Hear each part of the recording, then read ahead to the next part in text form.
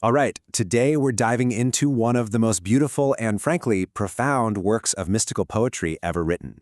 We're going to explore a 13th century masterpiece that mashes up really complex philosophy with the passionate language of love, Fakhr Iraqi's Divine Flashes. So this is it. The book is called the Lama'at, which translates to Divine Flashes. And don't let its size fool you. This little book has had a huge impact, captivating spiritual seekers and poetry lovers for over 700 years, all the way from Turkey to India, with its powerful vision of divine love.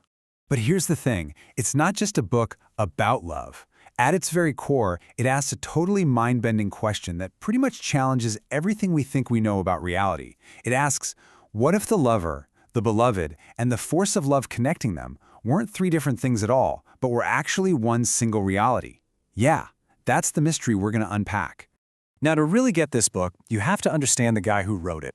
And Iraqi's own life story is just as surprising as his philosophy.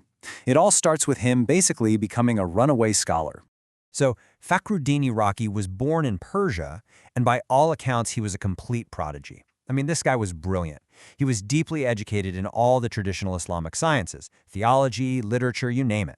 He was on the fast track, set for a very respectable, very conventional career as a religious authority. But then, everything changes. He bumps into a group of Qalandars. Now these guys, they were different. They were these wandering, kind of anti-establishment mystics, often seen as rebellious outsiders.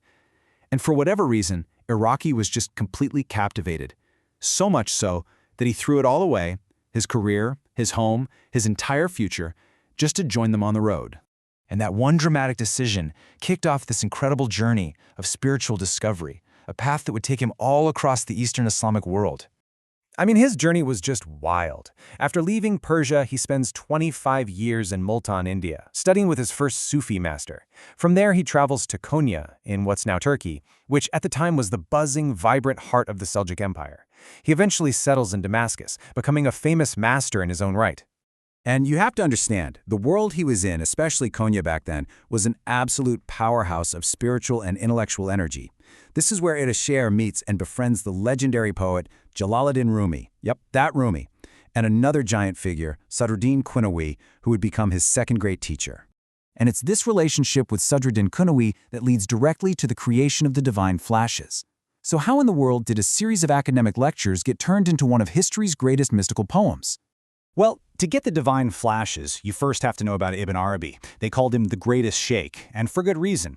He was this Andalusian mystic whose really complex, deep teachings on what's known as the oneness of being are the absolute bedrock of Iraqi's work. So the direct link, the person who connects Iraqi to Ibn Arabi's thought, is Sadruddin Qunawi. And Qunawi wasn't just some student. He was Ibn Arabi's top disciple and also his stepson. He was the master thinker who could take his teacher's incredibly dense ideas and make them understandable for the next generation. So, picture this. Iraqi, who's already a big deal poet and Sufi, gets to Konya and starts attending Nadawi's advanced lectures. And we're not talking an intro course here. This was like a graduate-level, intensive breakdown of Ibn Arabi's most difficult book, The Bezels of Wisdom. But Iraqi didn't just take notes. His creative process was totally unique. Every day, after getting his mind blown by these deep metaphysical concepts, he would distill the very essence of the lecture into a short, beautiful meditation of his own, mixing poetry with prose. He ended up with 28 of these little pieces, which he called Lama'at, or flashes of insight. And when Iraqi showed this collection to his master, Qunawi's reaction was amazing. He read it, he literally kissed the book and said, "Iraqi, you have published the secret. The Lama'at is in truth the pith of the Fusus." I mean, that's the highest praise possible. Qunawi was saying that Iraqi's little book of poetry had captured the absolute core, the very heart of Ibn Arabi's massive work. So, what is this secret that Ira managed to reveal? Let's dive into the central idea of the whole book, love's great mystery. Okay, the core concept, which he gets from Ibn Arabi, is called Wahdat al-Wujud, or the oneness of being. Now, this isn't just the simple idea that everything is connected. It's way more radical. It's the claim that there is literally no other reality except for the one divine reality. Everything we see and feel and think, from a star to a song, is just a manifestation of that single being. What Iraqi does so brilliantly is take this abstract idea and translate it into the language of love. He starts by completely flipping our usual assumptions.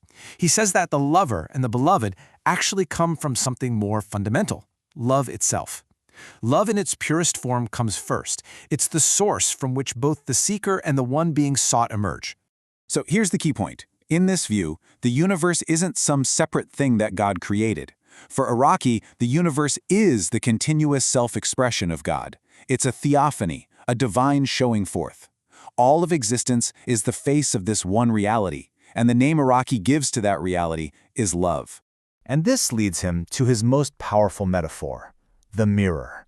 He says the world, and especially humanity, acts as a mirror for the divine. Why? So that the beloved, that one ultimate reality, can see its own qualities reflected back. It's through the existence of the lover that the beloved gets to see its own beauty. Just think about what that means for our place in the universe. It gives all of creation an incredible purpose. We aren't just passive subjects of some distant God. We are the very place where the divine comes to know itself. The lover is necessary for the beloved's self-perception. They need each other because, in the end, they're both just playing different roles for the same single reality. It's this absolutely stunning, profound, and deeply moving idea that has given this small book such a huge and lasting impact, a legacy that's going strong after more than 7 centuries.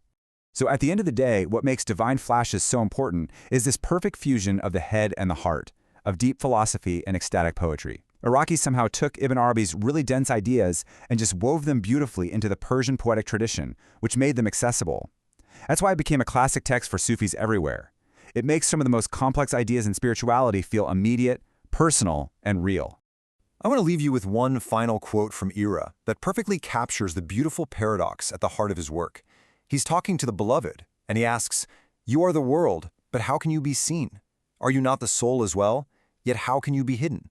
It's a question that kind of contains its own answer, right? It just dissolves the boundaries between the hidden and the seen, the seeker and the sought, and it leaves us to just sit with that central mystery, that maybe it was all one single reality from the start.